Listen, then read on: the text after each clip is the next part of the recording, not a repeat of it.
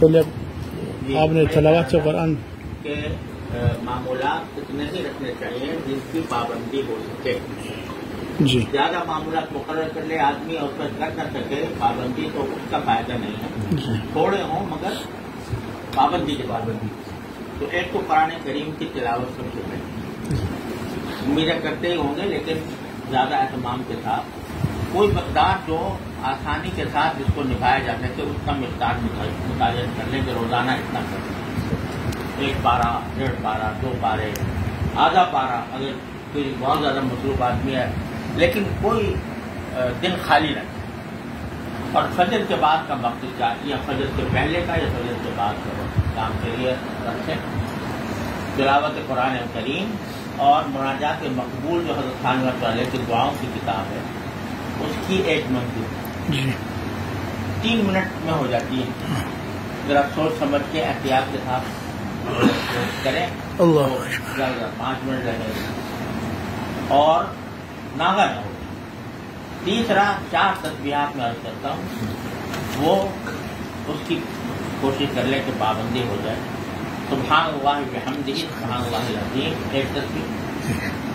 سبحان اللہ والحمد للہ ولا الہ الا اللہ واللہ اکبر ولا حول ولا قوة الا باللہ العظیم جو تیسرا کریں. کتنے حدیث کے 100 مرتبہ. اچھا اور استغفار 100 مرتبہ. یہ صبح شام یا ایک دفعہ دن میں؟ پہلے شروع کریں صبح سے. اچھا استغفار 100 مرتبہ درود شریف 100 مرتبہ. اچھا یہ 4 استغفار کے کون سے طریقے؟ اچھا ہوا ہے استغفر اللہ ربی ذنبی واتوب الیہ. اور 1 مرتبہ اگر یہ ہو استغفر اللہ العظیم الذی لا الہ الا ہو اور استغفر اللہ دوسری مرتبہ استغفر اللہ ربی من کل ذنب واتوب الیہ. اس طرح کم از کم 1 تصویر کی پوری کریں. اور 100 مرتبہ درود سے میں سب سے افضل وہی ہے درود ابراہیمی جو ہم نے معلوم کیا وہ 100 مرتبہ. ان 4 کا تو فوری التزام انشاءاللہ کر دیا جائے. انشاءاللہ. اور اللہ تعالیٰ اس پر استقامت عطا فرمائے. تو پھر میں عرض کرتا ہوں کہ جب اللہ اس پر استقامت عطا فرماتے تو 500 مرتبہ لا الہ الا اللہ. لا الہ الا اللہ. لا الہ الا اللہ اس طرح کہ لا الہ الا اللہ. لا الہ الا اللہ لا الہ الا اللہ. یعنی تصور یہ ہے لا الہ کہتے ہوئے کہ میں نے اپنے دل سے نفی کیا اور الا اللہ کہتے ہوئے اللہ کی محبت دل میں داخل کر. لا الہ الا اللہ لا الہ الا اللہ لا الہ الا اللہ. جہر خفیف کے ساتھ 500 اچھا یہ کریے. تو اب یہ جو معمولات ہیں اذکار کے یہ در حقیقت ایک تقویت کے لیے مقویات ہیں. اصل چیز ہے گناہوں سے بچنا ظاہر اور باطنی گناہوں سے بچنا. اس کے لیے کیونکہ آدمی کو لڑنا پڑتا ہے نفس سے اور شیطان سے تو یہ اللہ تعالیٰ نے یہ ذکر میں قوت عطا فرمائی. اگر آدمی ذکر کرنے والا ہے تو پھر شیطان کا مقابلہ اور نفس کا مقابلہ کرنے میں اس کو آسانی ہوتی. اس لیے لیکن اصل چیز جیسے میں نے عرض کیا وہ ہے اخلاق باطنہ رذائل سے بچنا فضائل کا. اس کے لیے حضرت حکیم محمد مولانا تھانوی رحمۃ اللہ علیہ کے مواعظ کو اپنے مطالعے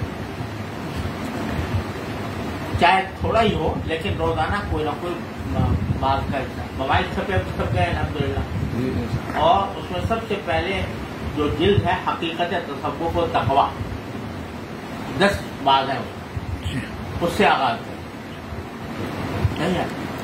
اور شروع میں جب حضرت کا جو اسلوب ہے نا وہ تھوڑا یعنی علمی اسلوب ہے تو آپ حضرات کو کوئی دقت نہیں ہونی چاہیے لیکن بعض اوقات اس سے مناسبت پیدا کرنے میں تھوڑا وقت لگتا ہے. لیکن جب مناسبت ہو جاتی ہے تو پھر آدمی اس کو چھوڑ نہیں سکتا.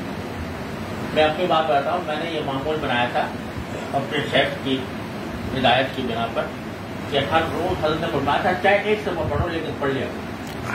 تو میں نے 5 منٹ رکھے تھے گلولے سے پہلے 5 منٹ میں پڑھا حضرت کے موبائل پڑھا تو جو پڑھتا تھا. اب وہ شروع میں تو اس کی زیادہ मुनासिबत पैदा नहीं हुई थी। जब थोड़ा मैंने पढ़ना शुरू किया तो ऐसा हो गया 5 के बजाय 10 मिनट हो गए, 10 के बजाय 15 मिनट हो गए, आधे घंटे और वो खुद अपनी तरफ खींच देते। इस तरह अल्हम्दुलिल्लाह मैंने मोबाइल का जितना सेट है, जितनी मोबाइल चीजें हैं, अल्लाह ताला ने सब नजर से गुजार दी। और उसमें फिर मैंने ये काम भी किया कि जो आयात के जो तफसीर हजरत फरमाते हैं मोबाइल के अंदर, वो बसा औकात बयान कुरान में भी नहीं होती, कुछ हम ही याद होते हैं, तो मैं उस पर निशान लगा लेता था कि यहाँ से यहाँ तक ये नुक्ता है इस आयत के तहत।